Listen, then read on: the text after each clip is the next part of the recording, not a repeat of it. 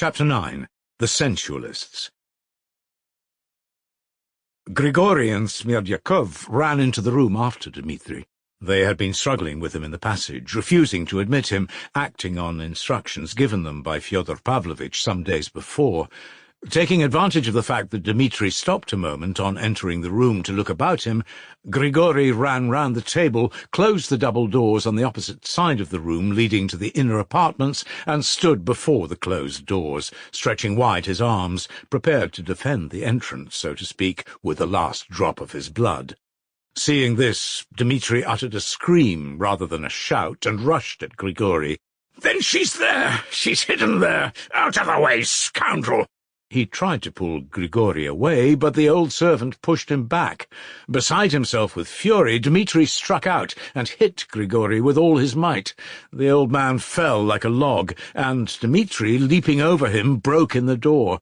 Smerdyakov remained pale and trembling at the other end of the room, huddling close to Fyodor Pavlovitch. "She's here!" shouted Dmitri. "I saw her turn towards the house just now, but I couldn't catch her. Where is she? Where is she?"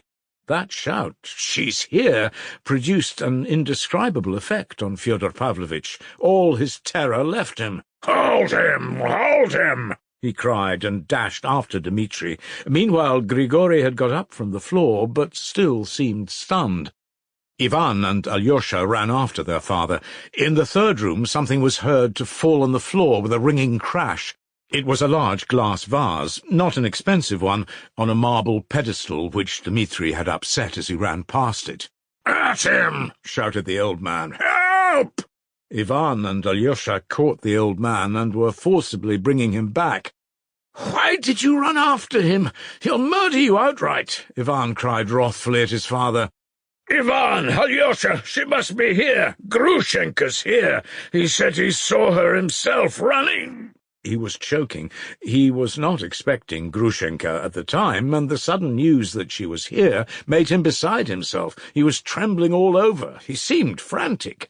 "But you've seen for yourself that she hasn't come," cried Ivan. "But she may have come by that other entrance. You know that entrance is locked, and you have the key." Dmitri suddenly reappeared in the drawing-room. He had, of course, found the other entrance locked, and the key actually was in Fyodor Pavlovitch's pocket. The windows of all rooms were also closed, so Grushenka could not have come in anywhere, nor have run out anywhere. "Hold him!" shrieked Fyodor Pavlovitch as soon as he saw him again. "He's been stealing money in my bedroom." And, tearing himself from Ivan, he rushed again at Dmitri. But Dmitri threw up both hands and suddenly clutched the old man by the two tufts of hair that remained on his temples, tugged at them, and flung him with a crash on the floor. He kicked him 2 or 3 times with his heel in the face. The old man moaned shrilly. Ivan, though not so strong as Dmitri, threw his arms round him and with all his might pulled him away. Alyosha helped him with his slender strength, holding Dmitri in front. "Madman, you've killed him!" cried Ivan. "Serve him right!" shouted Dmitri breathlessly. "If I haven't killed him, I'll come again and kill him. You can't protect him." "Dmitri, go away at once!" cried Alyosha commandingly. "Alexei, you tell me.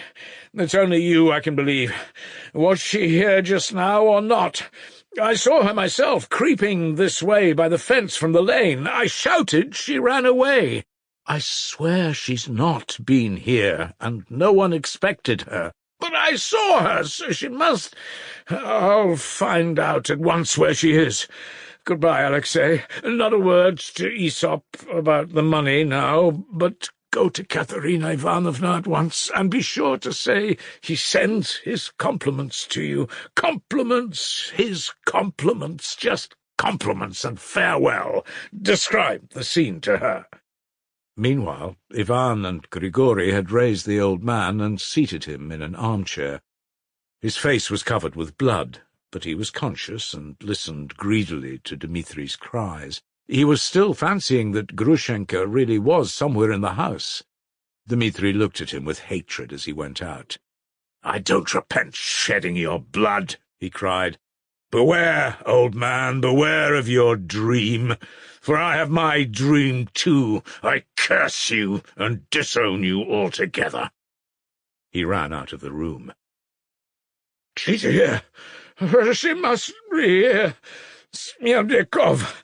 Smerdyakov!" The old man wheezed, scarcely audibly, beckoning to him with his finger. "No, she's not here, you old lunatic!" Ivan shouted at him angrily. "Here, he's fainting. Water! A towel! Make haste, Smerdyakov!" Smerdyakov ran for water. At last they got the old man undressed and put him to bed. They wrapped a wet towel round his head. Exhausted by the brandy, by his violent emotion and the blows he had received, he shut his eyes and fell asleep as soon as his head touched the pillow. Ivan and Alyosha went back to the drawing-room. Smerdyakov removed the fragments of the broken vase, while Grigori stood by the table, looking gloomily at the floor. "Shouldn't you put a wet bandage on your head and go to bed too?" Alyosha said to him. "We'll look after him. My brother gave you a terrible blow on the head." "He's insulted me," Grigori articulated gloomily and distinctly.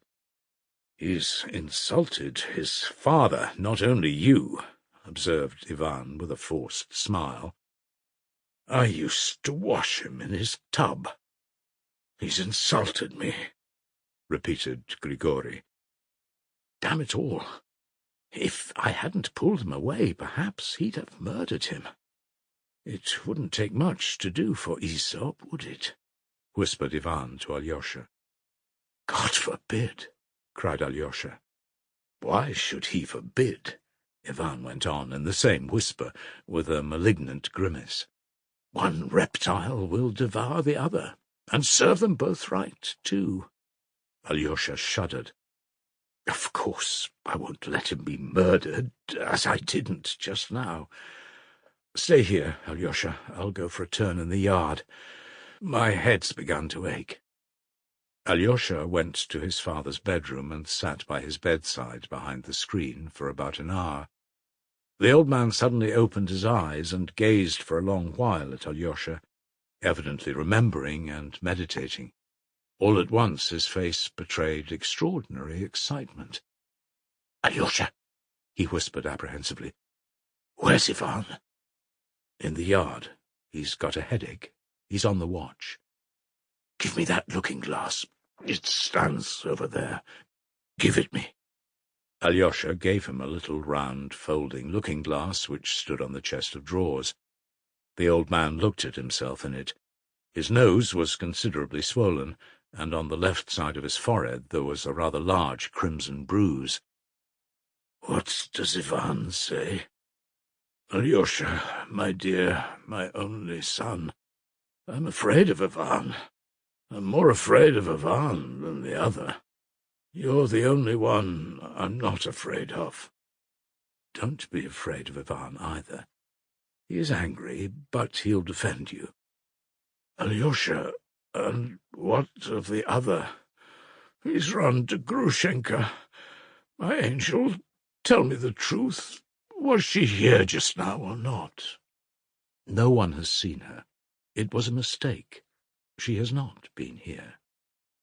"You know, Mitya wants to marry her." "To marry her?" "She won't marry him." "She won't. She won't. She won't. She won't on any account." The old man fairly fluttered with joy, as though nothing more comforting could have been said to him.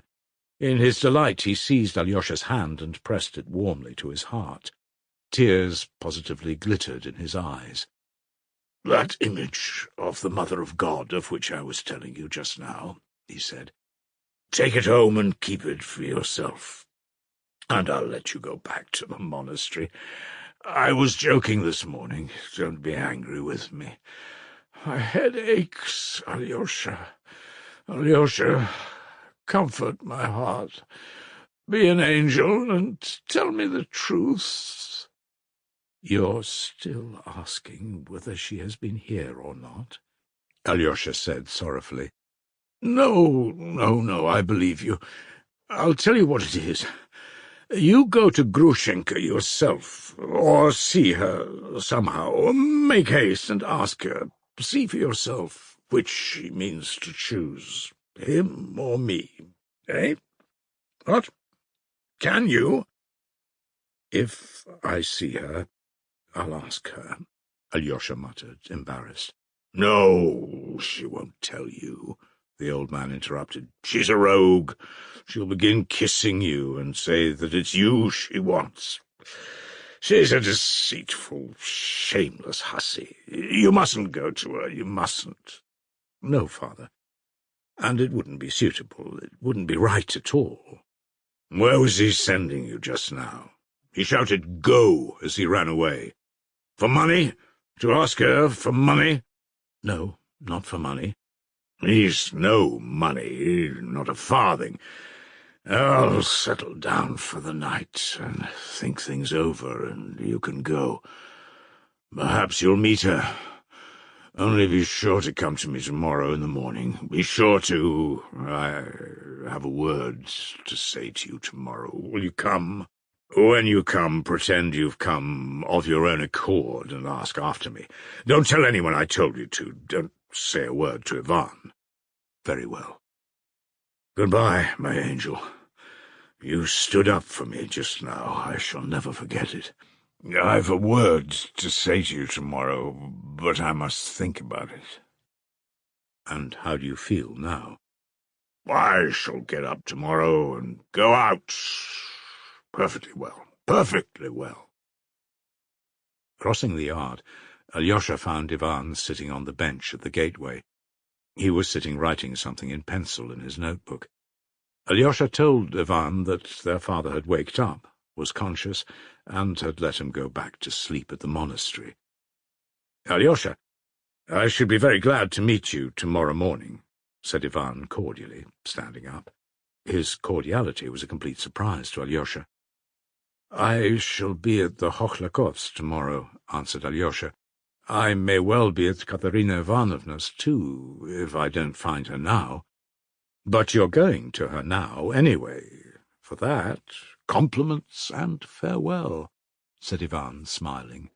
Alyosha was disconcerted.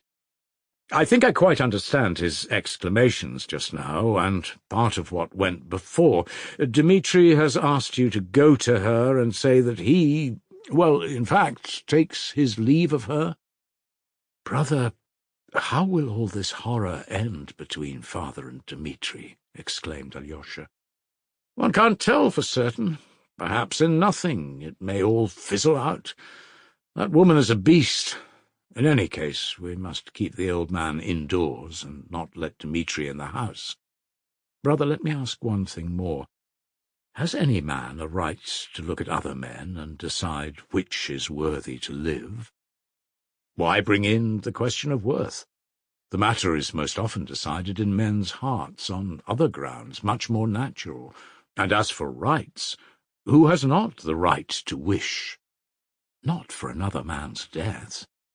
What, even if for another man's death? Why lie to oneself, since all men live so, and perhaps cannot help living so? Are you referring to what I said just now, that one reptile will devour the other? In that case, let me ask you, do you think me, like Dmitri, capable of shedding Aesop's blood, murdering him, eh?" "What are you saying, Ivan? Such an idea never crossed my mind. I don't think Dmitri is capable of it either." "Thanks, if only for that," smiled Ivan. "But sure, I should always defend him. But in my wishes I reserve myself full latitude in this case. Goodbye till tomorrow. Don't condemn me, and don't look on me as a villain," he added with a smile. They shook hands warmly, as they had never done before. Alyosha felt that his brother had taken the first step towards him, and that he had certainly done this with some definite motive.